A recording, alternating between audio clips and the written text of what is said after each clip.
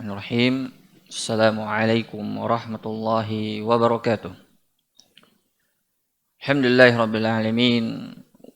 Sallallahu ala nabiyil mustafal amin wa ala alihi wa ashabihi at-tayyibin at-tahirin wa man tabi'ahum bi ihsanin ila yaumiddin. Amma ba'd. Ahibati fillah, ikhwan wa akhwat, a'azzakumullahu jami'ah. Alhamdulillah, seperti biasa kita melanjutkan kajian rutin kita. Namun sebelum kita memulai, siapa yang ingin murojaah terlebih dahulu? Setor hafalan. Tafadhal. Yallah bisur'ah.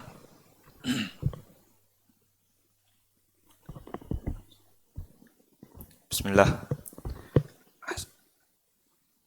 Ahsanallahu ilaikum.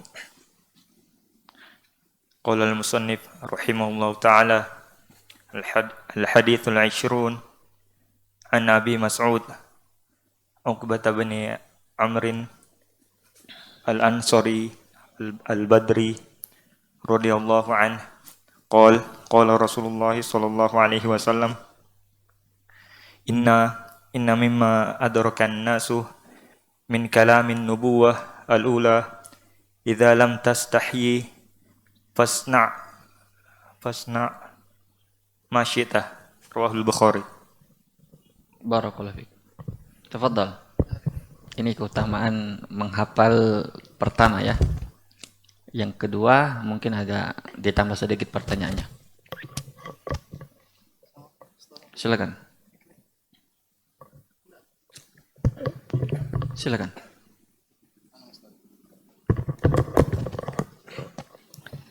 Bismillahirrahmanirrahim. Ahsanallahu ilaikum. Al-hadithul 'ishrun an Abi Mas'ud Uqbah bin Amr al-Ansari al-Badr radhiyallahu anhu qala Rasulullah sallallahu alaihi wasallam inna mimma adraka an-nasu min kalamil nubuwwati al-ula idza lam tastahyi fasna' ma syi'ta rawahul Bukhari. Barakallahu fiik. Barakallahu. Baik. Apa yang antum tahu tentang Abu Mas'ud Uqbah bin Amr al-Ansari al-Badri?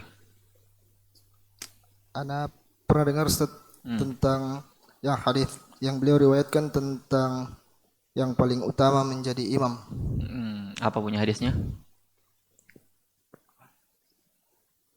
Ana lupa Ustaz. Lupa. Selain itu apa lagi yang ditahu tentang beliau? Di situ ada laqab, gelar Al-Ansari Al-Badri. Orang Ansor, orang Badar. Itu maksudnya apa itu? Kalau Al-Ansari berarti beliau orang yang orang Madinah Ustaz yang menyambut para muhajirin, yang menolong. Terus Al-Badri berarti beliau adalah salah satu sahabat yang ikut dalam perang Badar. Itu ada silang pendapat di kalangan ulama. Baik, tafadhal. Nanti kita akan jelaskan insyaallah. Barakallahu fiik. Berikutnya, silakan. Di sini pendek sekali, gampang dihafal. Ana memang sengaja mau bagi-bagi parfum ini sekarang. Silakan. Tidak usah malu-malu. Di sini kalau dalam nyetor hafalan tidak boleh malu ya. Ini memang mentang-mentang hadis kita tentang malu. Ini nanti akan kita jelaskan bahwa ada malu yang terlarang. Silakan.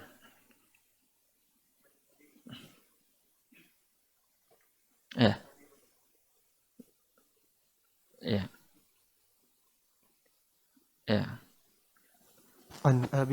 An Abi Mas'udin Uqbah bin Amir al-Ansari. Amr bukan Amir. Amr. Uqbah bin Amr al-Ansari al-Badri radhiyallahu anhu qala Rasulullah sallallahu alaihi wasallam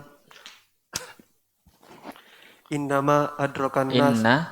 mimma adrakan nas min kalamin nubuwah idza lam tastahi fasna' ma syi'ta rawahul Bukhari. Barakallahu fiik. Ta'al. Silakan. Siapa lagi yang mau menghafal? Ini paling pendek hadisnya. Silakan. Saya ada waktu 1 menit. Iya, silakan. Masih ada? Tafadhal.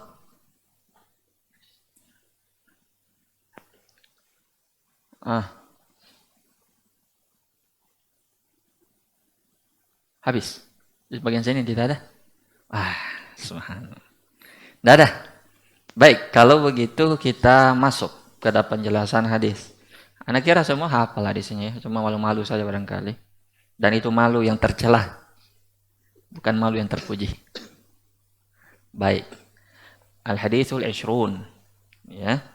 An-Nabi Mas'udin Uqbah bin Amr Al-Ansari Al-Badri radhiyallahu ta'ala anhu qala Rasulullah sallallahu alaihi wasallam inna mimma adkan nasu min kalamin nubuwatil ula idza lam tastahi fasna' ma syi'ta. Rawahul Bukhari. Pertama kita ingin berbicara dulu tentang rawi hadal hadis, yaitu sahabat yang meriwayatkan hadis ini. Abu Mas'ud itu gelarnya, merupakan seorang sahabat yang bernama Uqbah bin Amr. Beliau merupakan seorang Ansar yang ikut ya bersama para sahabat Ansar lainnya yang membaiat Nabi di bawah syajarah yang dikenal dengan apa? Baiat Aqabah yang kedua. Dan beliau itu yang paling kecil di antara 70 sahabat yang membaiat Nabi, dan itu jelas ada keutamaan sahabat yang membaiat Nabi ya. Ya, beliau dibilang di sini Al-Badri. Al-Badri itu ada 2 pendapat. 2 kemungkinan juga. Kemungkinan pertama bisa bermakna bahwa itu maksudnya adalah orang yang memang ikut perang Badar. Perang Badar itu perang ketika Nabi sudah di Madinah dan jumlahnya masih sedikit, sekitar 313 orang lah kira-kira, menghadapi pasukan Quraisy yang sekitar 900-an. Dan waktu itu kemenangan di pihak siapa? Kaum muslimin. Setelah itu baru datang perang pembalasan, itu perang Uhud. Nah, ulama beda pendapat apakah Abu Mas'ud Uqbah bin Amr Al-Ansari Al-Badri ini ikut atau tidak. Yang mengatakan ikut seperti Imam Muslim, Imam Bukhari menghitungnya termasuk ahli Badar. Tapi yang masyhur, yang populer di kalangan para ulama, yang lebih kuatnya barangkali bahwa beliau ini tidak ikut perang Badar. Lalu kenapa dibilang Al-Badri? Karena beliau ini tinggal di area Badar. Beliau tinggal di sekitar air yang terletak di daerah Badar tersebut. Beliau ini seorang sahabat yang mulia ya, sahabat yang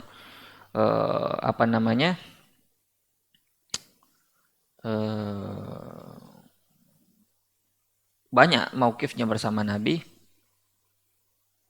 Tapi itu yang paling penting yang perlu kita tahu, bahwasanya beliau itu nanti tinggal di Kufah bersama, dan Ali bin Abi Thalib mengangkat beliau menjadi pemimpin di Kufah. Ya. Intinya bahwa yang ingin kita sampaikan tentang biografi sahabat secara keseluruhan, secara umum, bahwa kita Ahlus Sunnah wal Jamaah itu memiliki keyakinan bahwa semua sahabat tanpa terkecuali, yang jelas titelnya adalah sahabat, bahwa derajatnya adalah udul, semuanya adil, tidak tertuduh agamanya. Kita percaya. Makanya kalau ada perawi hadis tidak perlu lagi dicek ini sahabatnya. Kalau seandainya dia itu sahabat perawi, tidak perlu dicek. Yang dicek itu setelah sahabat, itu kalangan tabi'in. Makanya Ahlus Sunnah wal Jamaah meyakini semua sahabat itu adil. Beda dengan kelompok-kelompok menyimpang, apapun nama kelompoknya. Apalagi kelompok-kelompok yang sampai mencela sahabat. Ya, itu sudah berat itu dosanya.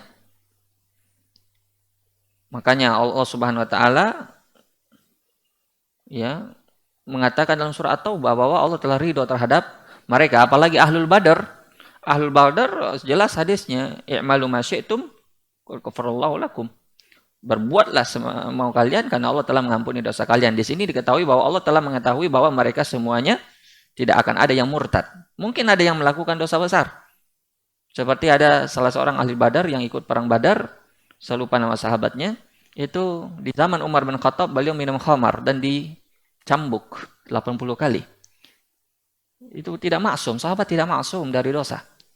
Tapi mereka sudah dijamin masuk surga oleh Allah Subhanahu wa taala dan oleh Rasulullah sallallahu alaihi wasallam. Makanya Nabi sallallahu alaihi wasallam bersabda apa? La tasubbu ashabi. Jangan kalian mencela sahabatku. Ya. Hadis yang populer. La tasubbu ashabi.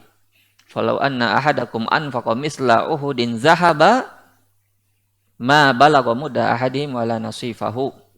Andai kata salah seorang di antara kalian menginfakkan emas sebesar gunung Uhud. Gunung Uhud gunung yang terbesar ya di sana di Madinah.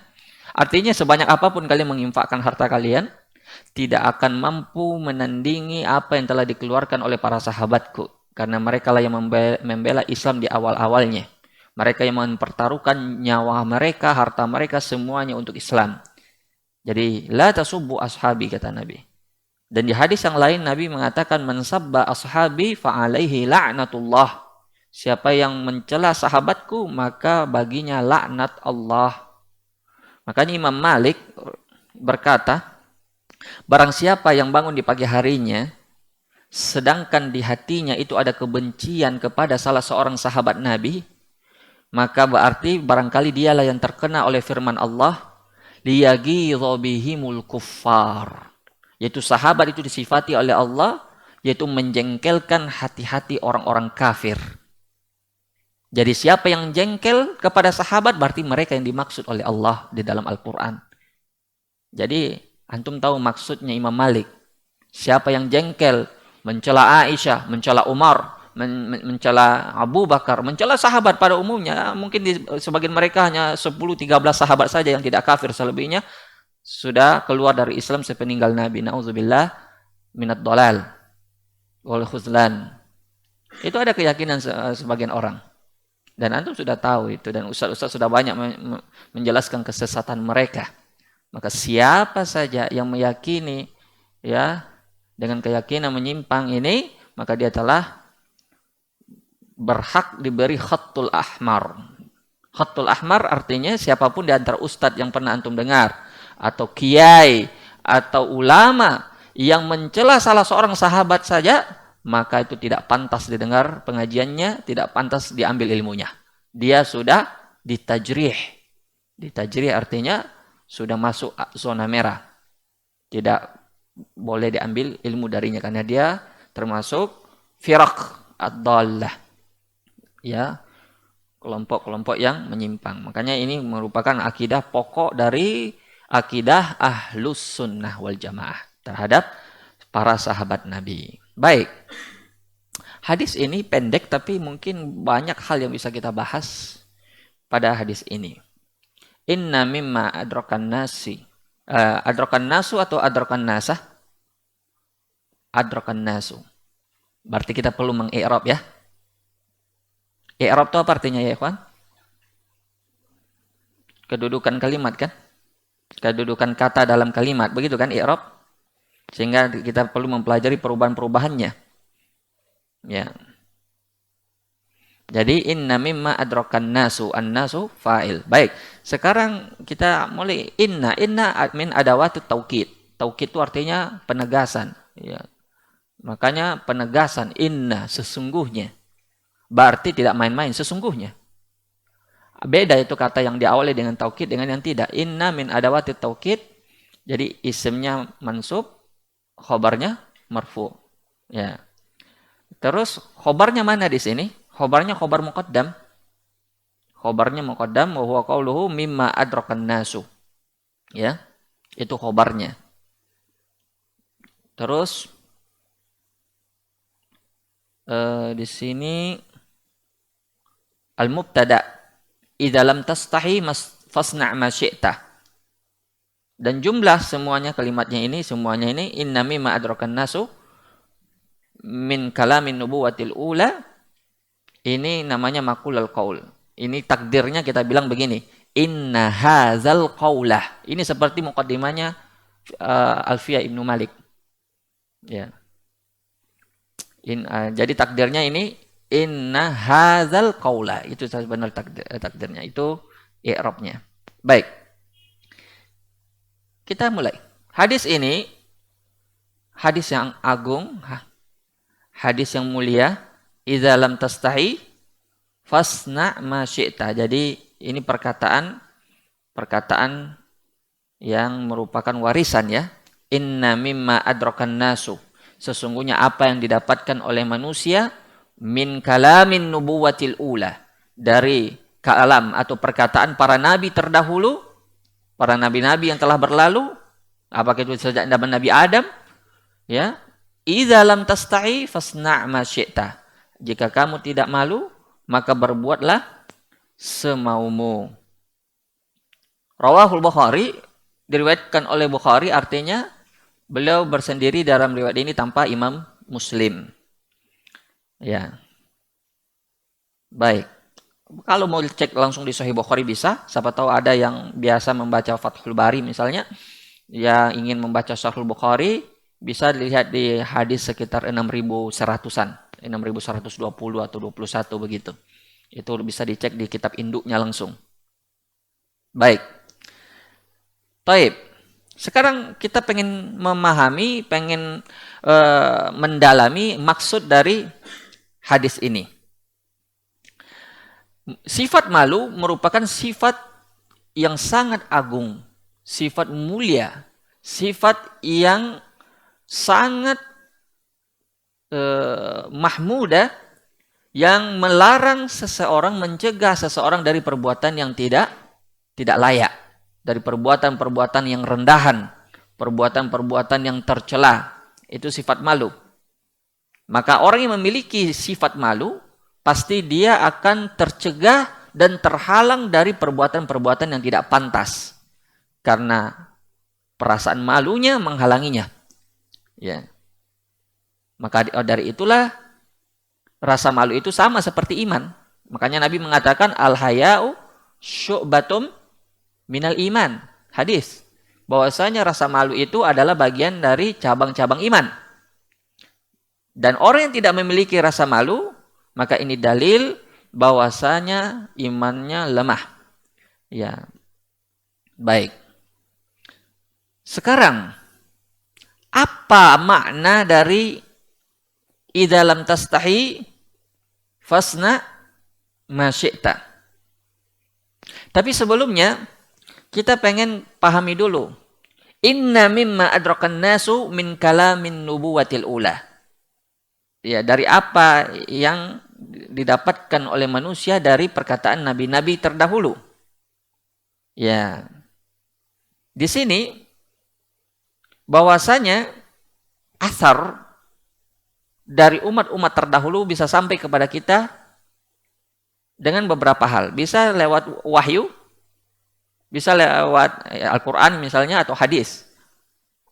Al-Quran contohnya ayat misalnya, bal tu'sirunal hayatad dunya wal akhiratu khairu wa abqa inna hadza la fi suhufil ula suhufi Ibrahim wa Musa. Jadi nasihat bahwasanya para nabi menasihati umatnya, engkau lebih memilih kehidupan dunia daripada akhirat, padahal akhirat lebih kekal dan abadi. Itu sebenarnya wasiat dari nabi-nabi terdahulu, dan itu disebutkan oleh Allah dalam Al-Quran. Sampailah kepada kita bahwa inilah yang diasarkan atau dinukil dari umat-umat terdahulu. Dan dari hadis, dan itu banyak kabar-kabar Bani Israel, banyak sekali sudah berlalu kepada dalam pelajaran kita beberapa hadis. Di antaranya hadis ini dan hadis yang lain. Maka ada hadis yang mengatakan hadisu an Bani Israel wala haraj. Boleh berbicara tentang kabarnya Bani Israel dan tidak mengapa, tapi kita menyikapi kabar umat-umat terdahulu itu menjadi 3 sikap. Yang pertama, kita membenarkan berita dari umat-umat terdahulu seperti dari Bani Israel jika ya disaksikan atau diberi kesaksian oleh agama kita. Artinya dibenarkan oleh agama kita. Artinya Nabi menyebutkan bahwa itu terjadi. Seperti misalnya kabarnya 3 orang yang terkurung di dalam goa. Masing-masing bertawasul dengan amal solehnya. Itu kabar Bani Israel. Ada lagi wanita Bani Israel, pelacur yang masuk surga dan masuk neraka gara-gara seekor binatang. Seekor anjing yang ditolongnya dan seekor kucing yang dikurungnya. Itu kabar Bani Israel. Maka kita membenarkan berita itu. Kenapa? Karena Nabi mengabarkannya. Itu yang pertama. Jadi kalau ada kabar yang mengabarkannya dari agama kita, maka kita benarkan. Yang kedua, jika agama kita menyaksikan kebatilannya, maka kita menolaknya. Banyak contohnya seperti diantaranya adalah ceritanya Nabi Daud dan Nabi Sulaiman. Ceritanya Nabi Daud lah. Cerita Nabi Daud tentang misalnya dia menghukumi orang yang datang kepadanya. Dan itu panjang ceritanya. Itu ketika dia di dalam mihrabnya, dia mengurung diri, datang orang yang meminta hukum kepadanya. Ya, itu cerita-cerita Bani Israel yang ditolak secara agama. Kemudian yang ketiga, tidak dibenarkan dan tidak ditolak. Tidak dibenarkan dan tidak ditolak, maka sikap kita adalah tawakuf. Ya, no comment. Karena kita tidak bisa memastikan kebenaran itu. Dan kebatilannya juga tidak bisa kita pastikan. Maka itu pembagiannya. Kemudian sabda Nabi idza lam tastahi fasna' ma syi'ta itu memiliki 3 tafsiran. Jika kamu tidak malu, maka berbuatlah sesukamu. Ini memiliki 3 pemahaman atau tafsiran dari para ulama secara umum. Atau kita lebih sempitkan lagi menjadi 2 tafsiran. Karena tafsir yang kedua itu dia menjadi 2 tafsiran. Tafsiran yang pertama, idza lam tastahi fasna' ma syi'ta, itu sesuai dengan zahir perintah. Kan fasna' itu kan perintah, berbuatlah. Jika kamu tidak malu, berbuatlah sesukamu. Jadi tafsiran yang pertama adalah tafsiran perintah secara zahirnya. Apa? Tafsiran secara zahirnya. Apa maksudnya tafsiran secara zahirnya? Artinya, jika kamu ingin melakukan sesuatu dan sesuatu itu bukanlah hal yang memalukan, maka silahkan. Itu secara zahir. Jika kamu ingin berbuat sesuatu, ingin berkata sesuatu, dan itu bukanlah hal yang memalukan, maka silahkan. Perintah, bukan hal yang dilarang. Pembolehan. Itu namanya apa? Tafsir secara zahir. Tafsiran yang kedua, laisa ala haqiqatih. Bukan secara hakikatnya, bukan secara zahirnya. Ya. Apa maksudnya? Dalam tafsiran kedua ini yang bukan merupakan secara hakikatnya atau zahirnya, ulama terbagi lagi menjadi 2 pendapat. Pendapat pertama, mereka mengatakan ini bermakna tahdid wal wa'id. Apa itu? Ancaman. Bermakna ancaman. Jadi, maksudnya, jika kamu tidak memiliki rasa malu yang mencegahmu dari berbuat hal demikian itu, maka silahkan. Dan kamu akan mendapatkan akibat buruk dari perbuatan itu. Jadi jangan dipahami bahwa itu adalah perintah, tapi itu larangan. Dan itu termasuk metode atau gaya bahasa Arab dalam memerintah misalnya. Atau melarang maksudnya. Dalam melarang. Siapa yang bisa kasih contoh dalam Al-Quran misalnya? Dia secara zahirnya kayak dia kasih pilihan, padahal sebenarnya itu adalah ancaman. Siapa yang bisa? Anda kasih 2. Ada dalam Al-Quran? Banyak. Ada beberapa ayat dalam Al-Quran. Dia seolah-olah menyuruh kita silakan lakukan. Tapi ingat, ini ada neraka menunggumu. Atau tambah lagi, kurang ya? Tambah lagi 1. Kurang lagi, tambah lagi 1. Siapa yang bisa jawab dapat 4 parfum. Tidak ada, tambah lagi. Ada 5 parfum sekaligus. Antum pulang dari sini seperti pulang dari toko parfum. Silahkan, jawab. Betulan, anak kasih 5 kalau yang bisa jawab. Tidak boleh di searching di Google. Itu guess itu namanya. Berarti tidak ada yang tahu. Baik, dikembalikan ke habitatnya. Banyak di antaranya. Di antaranya dalam surah Al-Kahfi. Faman syaa minkum falyu'min wa man syaa falyakfur. Inna a'tadna lidzalimina naron ahata bihim suradiquha. Yastaghitsu yughatsu bima'in kalmuhl yashwil wujuh bi'sa syarab wa sa'at murtafaqah. Jelas. Siapa yang ingin beriman, siapa yang ingin kafir, silakan kafir. Tapi ingat, inna a'tadna lidzalimin naron. Kami menyiapkan neraka bagi orang-orang yang kafir, bagi orang yang zalim. Mereka kalau minta minum, diberi minum. Kalmul, yashwil wujuh, seperti timah yang meleleh yang bisa menghanguskan muka. Bi'sa syarab, seburuk-buruknya minuman. Itu ancaman, itu betul di Al-Quran. Jadi jangan dibilang Tuhan saja memberikan kita pilihan kok, masa kita memaksa-maksa orang ke dalam agama Islam. Tuhan saja bilang siapa yang mau mukmin, siapa yang mau kafir. Itu kamu tidak paham. Itu metode Arab dalam memberi ancaman. Seperti ayat lain misalnya, wa'budu min duni ma syi'tum. Sembahlah selainku sesuai dengan yang kalian inginkan. Tapi setelah itu Allah ancam mereka dengan neraka. Dan banyak sekali ayat-ayat yang berbicara tentang yang zahirnya kelihatannya itu perintah, tapi sebenarnya itu larangan. Itu uslub dalam tahzir, dalam wa'id atau ancaman. Itu makna yang pertama dalam yang pendapat kedua ini, itu ancaman ya. Yang kedua bermakna khabar, yaitu bermakna kabar. Siapa yang paham ini? Kalau kabar bagaimana maksudnya ini hadis?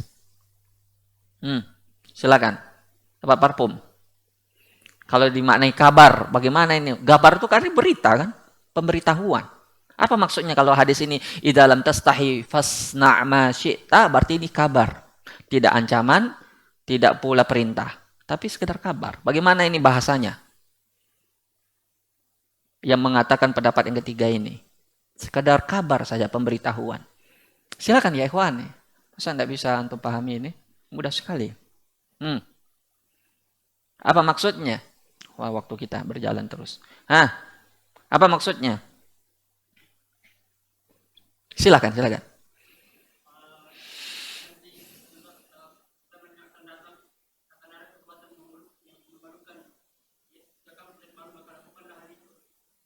Oh, dia bercerita masa depan. Oh, inna mimma adrakan nasu min kalamin nubuwatil ula idza lam tastahi fasna' ma syi'ta. Tidak ada di sini satupun yang menunjukkan ini masa depan. Ini tidak ada berkaitan dengan waktu. Tapi coba pahami baik-baik lagi. Sedikit muhawalah, silakan coba. Ini tidak berbicara waktu ya, sekali lagi saya tegaskan, ini tidak ada kaitannya dengan masa depan, masa lalu, masa yang akan datang. Ini tidak berbicara tentang itu. Ini berbicara tentang berita. Al-waqi'iyah. Sesuatu yang terjadi, begitu. Baik. Maksudnya, dia adalah, kalau kamu tidak memiliki rasa malu, maka lakukan sesukamu. Jika kamu memiliki rasa malu, maka rasa malumu itu akan mencegahmu dari berbuat itu. Dan jika kamu tidak memiliki rasa malu, berarti kamu akan melakukan, maka tidak ada sesuatu pun yang menghalangimu dari berbuat hal demikian itu. Itu kabar namanya. Tidak perintah, tidak larangan. Jadi saya ulangi.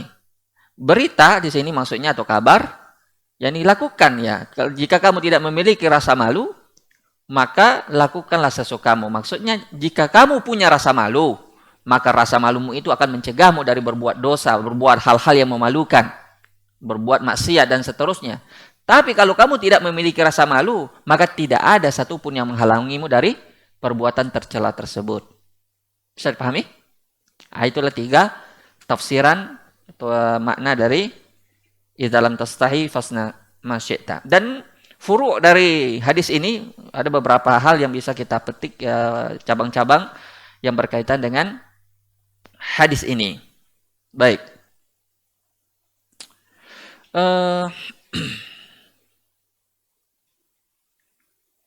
Baik.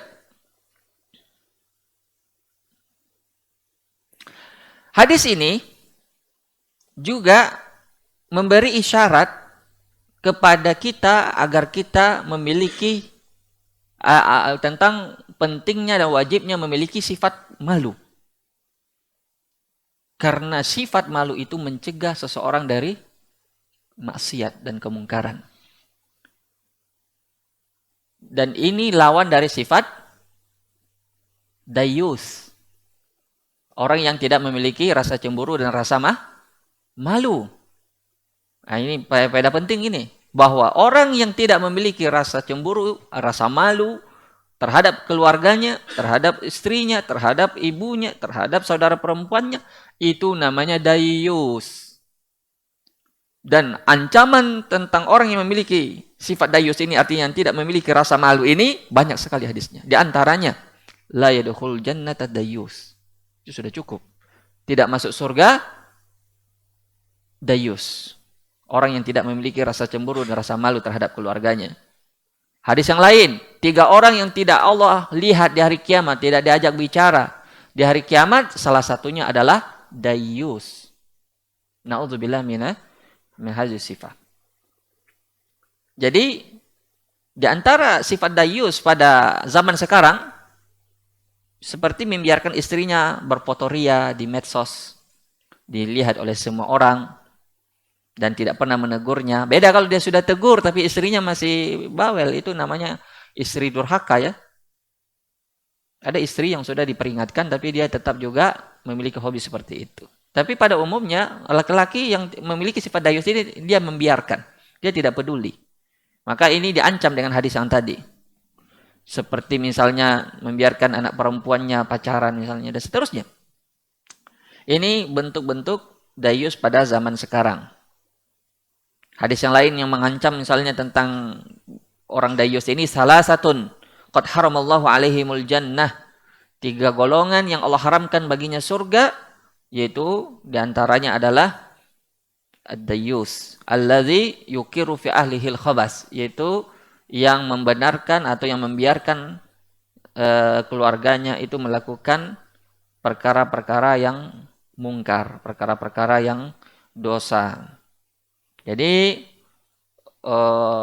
penyebabnya disebabkan oleh hilangnya sifat malu.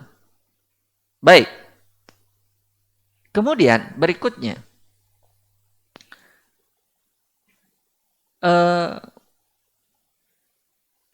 sifat malu apabila telah hilang, dia akan menyebabkan 2 penyakit, yaitu penyakit syubhat dan penyakit syahwat. Penyakit syubhat dan penyakit syahwat. Syaitan memiliki 2 senjata ampuh ya, yang telah banyak memakan korban ya. 2 senjata ini yaitu merupakan syubhat dan syahwat, disebabkan oleh hilangnya rasa malu. Dan kita akan sebutkan nanti kenapa rasa malu itu hilang. Di antara sebabnya disebabkan oleh Ibnu Qayyim rahimahullah, akibat perbuatan dosa. Di antara hukuman bagi maksiat adalah dengan dicabutnya rasa malu. Baik, kita akan kembali ke sini. Bahwa 2 penyakit ini yaitu syubhat. Apa itu syubhat? Syubhat yang menyimpa keyakinan dan ilmu seseorang. Yang tadinya dia yakin menjadi ragu. Yang tadinya dia tahu menjadi tidak tahu. Seperti orang bodoh. Itu namanya apa? Syubhat. Itu bahayanya syubhat di situ. Tadi antum ikut kajian. Yakin misalnya dengan kewajiban memelihara jenggot. Tiba-tiba ikut pengajian ahli syubhat. Oh, ternyata itu cuma sunnah. Tidak apa-apa dicukur habis. Itu syubhat. Padahal tidak ada satupun ulama yang membolehkan mencukur sunnah. Mencukur sampai habis. Yang diperselisihkan oleh para ulama itu merapikan. Begitu juga dengan isbal. Awalnya antum ikut kajian, yakin bahwa isbal itu finnar, diancam dengan neraka. Tiba-tiba ikut kajian syubhat. Akhirnya apa? Itu masalah khilafiyah. Ada kok ulama yang membolehkan. Itu syubhat namanya. Tadinya yakin menjadi apa? Ragu. Ya, makanya orang yang orang yang terkena Syubhat ini bahaya. Terbalik sifat malunya. Dia tidak malu lagi melakukan maksiat dan justru dia malu melakukan ketaatan. Contoh, orang yang terkena syubhat misalnya. Ketika dia bergoyang-goyang di depan kamera, TikTok atau apa, itu dia tidak malu. Dia bermesra-mesraan di depan istri, di depan kamera, tidak malu. Tidak malu dia. Kenapa? Karena dia menganggap hal yang lumrah, musik boleh kok. Bermesra-mesraan depan dengan istri, mengundang syahwat itu boleh. Tapi ketika menampakkan sunnah, wah, ada orang berpenampilan sunnah, dibully sama mereka. Wanita pakai cadar, dibilang bau jigong, bau busuk gitu, bau bebeh. Terbalik rasa malunya. Jadi membuat orang malu menerapkan sunnah gara-gara dia. Oh, itu berpenampilan sunnah, dicap oleh dia teroris misalnya. Kenapa? Terbalik rasa malunya. Tapi kalau menampakkan kebatilan dia tidak malu, menampakkan bid'ah dia tidak malu. Kenapa? Karena sudah terkena syubhat hatinya. Tapi kalau dia menampakkan sunnah jadi malu dia. Kenapa? Karena terkena syubhat tadi. Maka ini namanya rasa sifat malu yang terbalik disebabkan oleh penyakit yang berbahaya ini, yaitu syubhat. Syubhat ini penyakit yang hanya bisa diobati dengan yakin, yaitu ilmu. Tidak bisa dia diobati dengan keraguan-raguan, karena syubhat itu bersumber dari keraguan-raguan. Maka harus diobati dengan ilmu. Kemudian yang kedua asyahwat. Syahwat itu kecenderungan seseorang, kecintaan, keinginan. Syahwat itu banyak. Zu'ina linnasi hubbus syahawat minan nisa'i wal banina wal qanatiril muqantarati minaz zahabi wal fiddati wal khailil musawwamati wal an'ami wal hars dzalika mata'ul hayatid dunya. Itu syahwat semuanya. Maka kalau orang sudah terkena penyakit syahwat, dia tidak malu lagi. Dia akan berebut harta. Dia akan mengejar dunia tanpa rasa malu. Dia akan mengejar jabatan tanpa rasa malu. Dia akan mengejar wanita tanpa rasa malu. Dan seterusnya. Kalau hatinya sudah dikuasai oleh syahwat, maka dia tidak lagi memiliki rasa malu. Nah, ini yang paling penting. Dan obatnya adalah apa? Apa obat syahwat? Sabar. As-sabar. Syahwat itu hanya bisa diobati dengan kesabaran. Dari kecintaan, keinginan, nafsu, dan seterusnya itu, fitnah syahwat tersebut hanya bisa diobati dengan kesabaran. Baik, kemudian berapa menit lagi azan maghrib? Azan isya? 6? Berapa menit?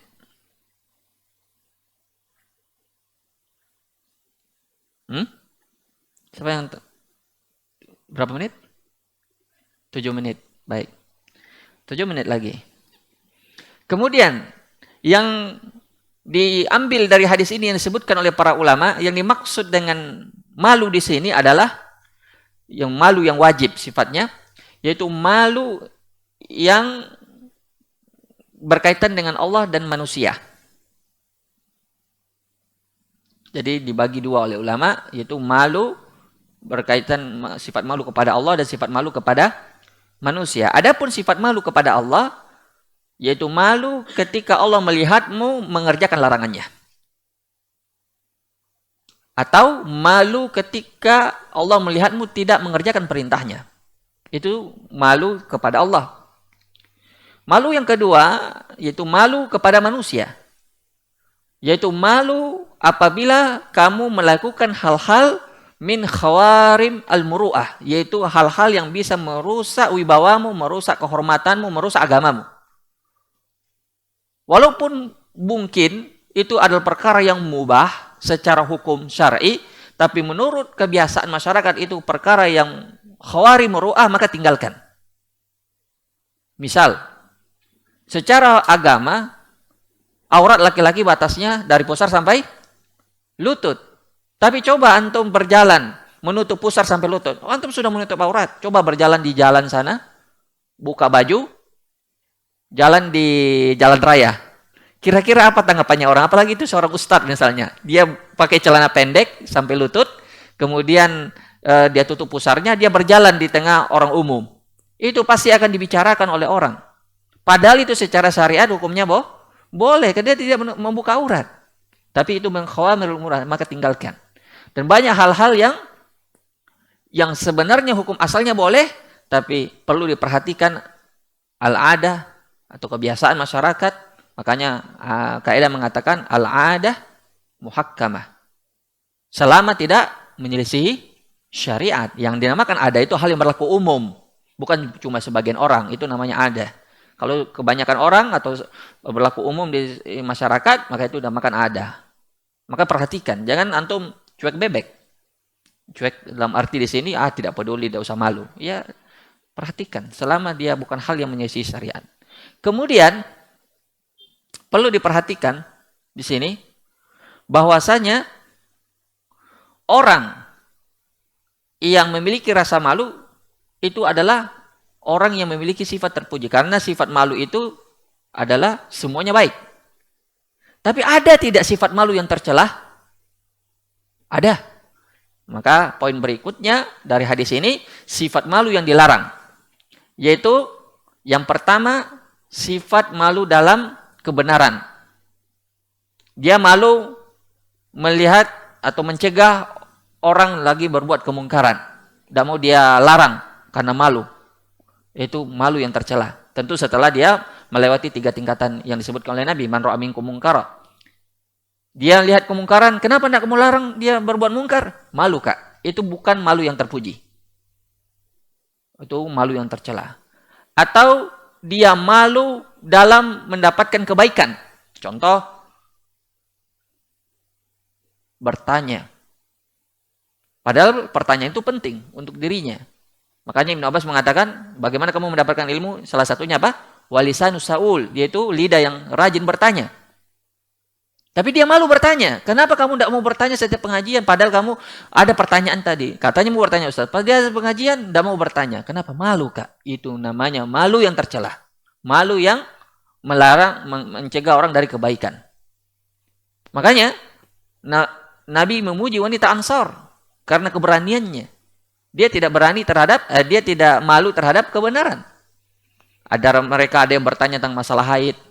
Di antara mereka ada yang datang kepada Nabi, langsung menawarkan dirinya. Langsung sebagian wanita berkomentar, tidak tahu malunya ini. Menawarkan diri pada laki-laki. Dia bilang, Anas bin Malik, justru dia lebih baik daripada dirimu. Itu malu yang baik. Yang tidak menghalangi seseorang dari apa? Kebaikan. Paham ya? Jadi malu itu selama dia tidak mencegah dari kebaikan, tidak menyebabkan orang melakukan kemungkaran, ya, tidak menyebabkan orang jatuh pada larangan, itu adalah malu yang terpuji. Kemudian, malu itu juga memiliki 2 jenis. Ada malu yang sifatnya apa?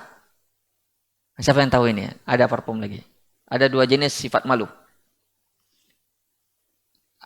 Kita pasti memiliki sifat malu. Tapi bermacam-macam sifat malunya. Ada 2 jenis. Ya, muadzan. Tidak ada. Yang pertama sifatnya tabiat. Memang dari lahir dia memiliki sifat malu. Dari bawaannya. Tabiat. Itu kebanyakan orang dididik di keluarga yang mungkin penuh dengan adab dan tata krama, itu biasa memiliki sifat malu yang luar biasa. Dia tidak mau sembarangan bicara, tidak mau sembarangan melakukan perbuatan. Kenapa? Karena dia malu. Itu sifat yang sangat bagus, itu tabiat. Ada yang muktasab. Yang kedua, muktasab diusahakan. Dia belajar dari kebiasaan dirinya. Ya. Baik. Itu 2 sifat malu tersebut. Dan yang terakhir, ya, karena mau azan ya, atau azan dulu deh. Sudah waktu. Sudah masuk waktu. Azan dulu.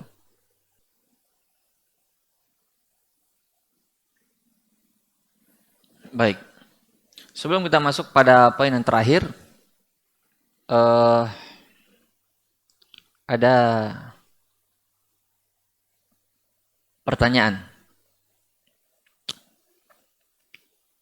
Siapa yang menjawab ya? Silakan jawab.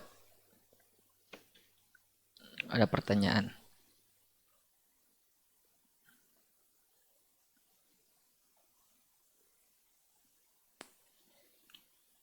apa yang menunjukkan dalam lafaz hadis ini atau dalam hadis ini tentang pentingnya ini hadis? Bahwa ini hadis sesuatu yang penting. Yang mana ini? Dari hadis ini menunjukkan bahwa hadis ini adalah sesuatu yang penting. Silakan. Ini berasal dari pemahaman. Taukidnya, bagaimana maksudnya? Jadi sesuatu dimulai dengan taukid semuanya penting. Kesimpulannya begitu ya. Ada yang lain? Antum dapat satu, silakan. Itu termasuk hal yang menunjukkan bahwa itu penting. Tapi agak maksudnya di sini yang menunjukkan kepentingan ini hadis, bahwa hadis ini kita bilang apa? Adanya sejak kapan?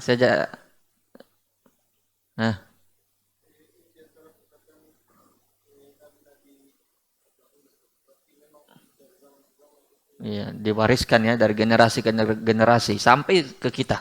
Menunjukkan itu penting. Kalau tidak penting, tidak mungkin bertahan sampai akhir zaman begini. Silakan, barakallahu fiik. Jadi sifat malu itu sifat yang diwariskan secara turun-temurun dari zaman dahulu. Wasiat untuk memiliki sifat malu. Baik. Pertanyaan berikutnya.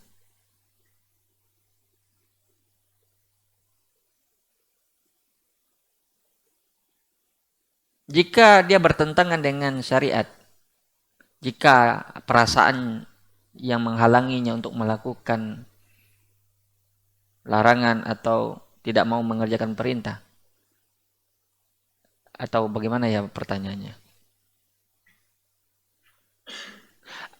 Ada hadis mengatakan begini, baik, al-haya'u la ya'ti illa bi khair. Artinya sifat malu itu semuanya baik.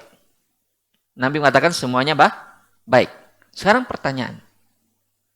Ada orang yang malu melakukan yang seperti yang tadi. Dia tidak mau mencegah kemungkaran. Karena kenapa? Malu. Atau dia malu menampakkan sunnah misalnya. Takut nanti dicemooh. Itu juga malu. Tapi Nabi mengatakan al-haya la ya'ti illa bi khair. Al-haya kullu khair. Bahwa sifat malu semuanya baik. Bagaimana mengkompromikan dua hal yang seolah-olah bertentangan ini? Satu mengatakan semuanya baik, tapi ada ternyata yang tidak baik. Siapa bisa jawab? Nabi tidak mungkin salah kalau bersabda. Kemungkinan yang salah itu kita yang memahami. Silakan.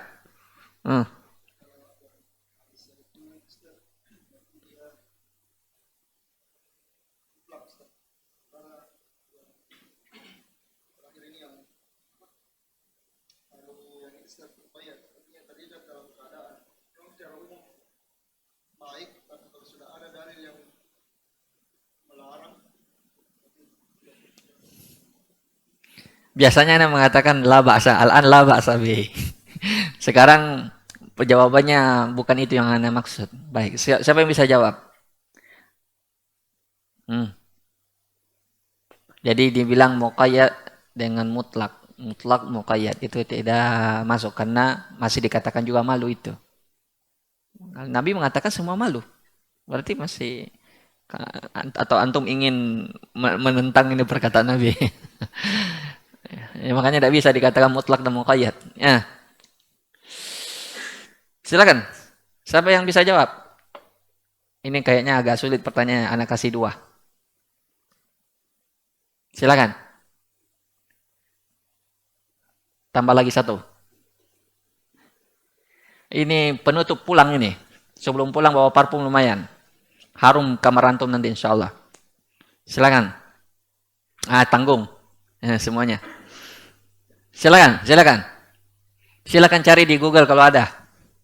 Saya kira tidak ada di Google ya. Jawabannya mudah sekali ya ikhwan. Sesuatu yang bertentangan dengan syariat itu tidak dinamakan apa? Malu. Karena Nabi mengatakan al-haya la ya'ti illa bi khair. Jadi sifat malu definisinya adalah sesuatu yang semuanya baik. Tapi kalau ada sesuatu yang bertentangan dengan syariat, apakah mencegah dari perbuatan yang merupakan perintah atau menyebabkan orang terjatuh kepada larangan, itu tidak dinamakan oleh para ulama dengan sifat malu. Jadi itu koreksi juga tadi bagi perkataan kita yang mengatakan bahwa ada malu sifatnya tercela, karena itu bukanlah dinamakan sifat Sifat malu yang dinamakan secara syariat. Baik. Kemudian terakhir, ya pertanyaannya selesai. Ini parfum ini kayaknya tidak mau pergi nih malam ini. Baiklah kalau begitu. Yang terakhir, perkataan Ibnu Qayyim. Siapa yang masih ingat bahwa efek dari maksiat adalah siapa tadi yang jawab? Apa? Iya, dicabutnya rasa malu atau hilangnya rasa malu. Tafadhal. Atau mau satu atau dua? Tafadhal. Wah, ini ada ini. Ada kemungkinan ambigu ya. Labas. Taib. Jadi di antara hukuman Allah terhadap maksiat dicabutnya apa? Rasa malu. Ibnu Qayyim berkata, min uqubatil ma'asi zahabul haya wa madaru hayatul qalb. Di antara hukumannya bagi maksiat adalah hilangnya rasa malu yang merupakan sumber dari kehidupan hati. Itu perkataan Ibnu Qayyim secara nas.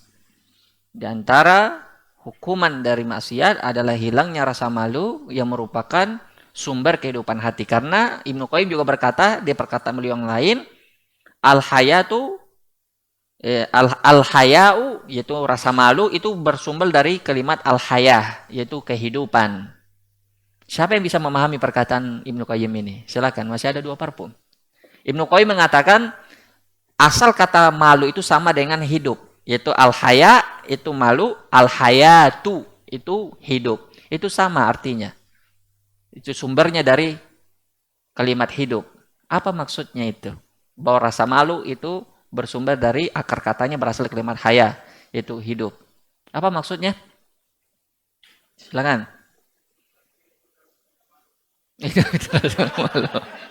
Masya Allah. Mumtaz. Tapi bukan itu maksudnya.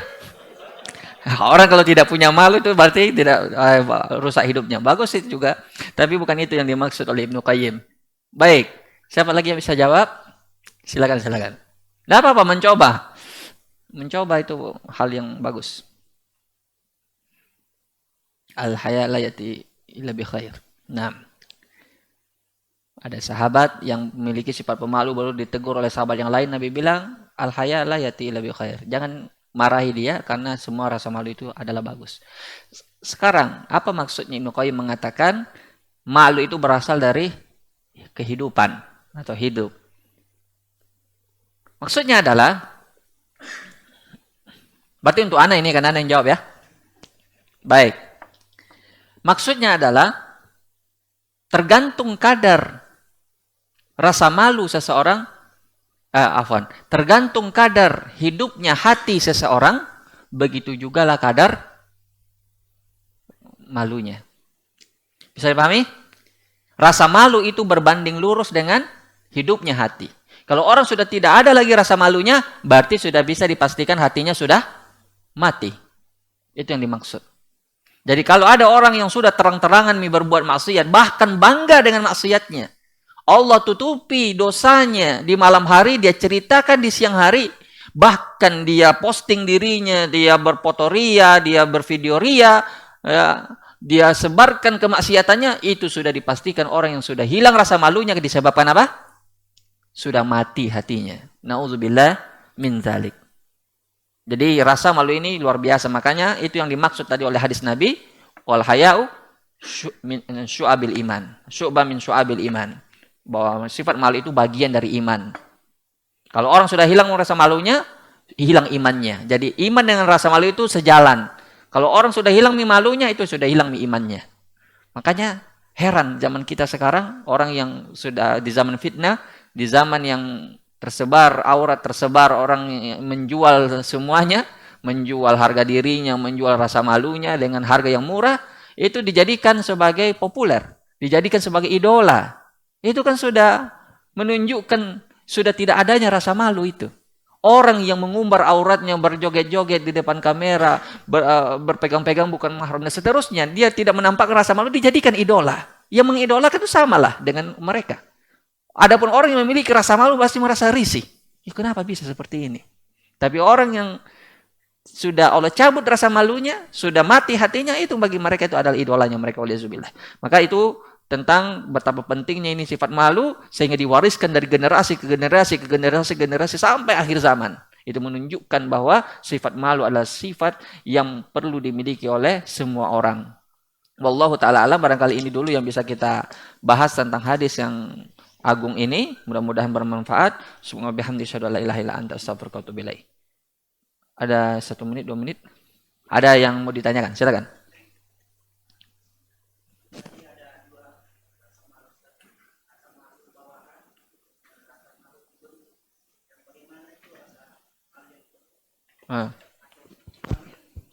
Ya, baik. Rasa malu yang bawaan itu sudah jelas. Tadi kita sudah jelaskan. Bawaan memang sifatnya. Adapun yang dibentuk atau diusahakan, itu adalah rasa malu yang dilatih. Seperti misalnya, ada orang yang memang kehidupannya memang suka memamerkan aurat, mungkin sebelum dia belajar, sebelum hijrah dia merokok terang-terangan, dia menampakkan maksiat terang-terang misalnya. Itu kan tidak malu lagi dia bermaksiat. Bagaimana caranya menumbuhkan ini sifat malu? Dibentuk, dia pergi ke lingkungan. Seperti lingkungan mahat. Lingkungan mahat tidak ada orang yang merokok. Semua orang sholat tepat waktu, menjaga sunnah, dan seterusnya. Sehingga dia yang tadinya tidak memiliki sifat malu, dengan sendirinya dia akan terbentuk sifat malunya. Jadi itu namanya sifat malu yang tidak ada dari tabiatnya, tapi karena lingkungannya, maka dia akan terbentuk dengan sendirinya. Itu yang dimaksud dengan sifat malu yang diusahakan. Silakan, pertanyaan bagus berkaitan dengan materi. Masih ada?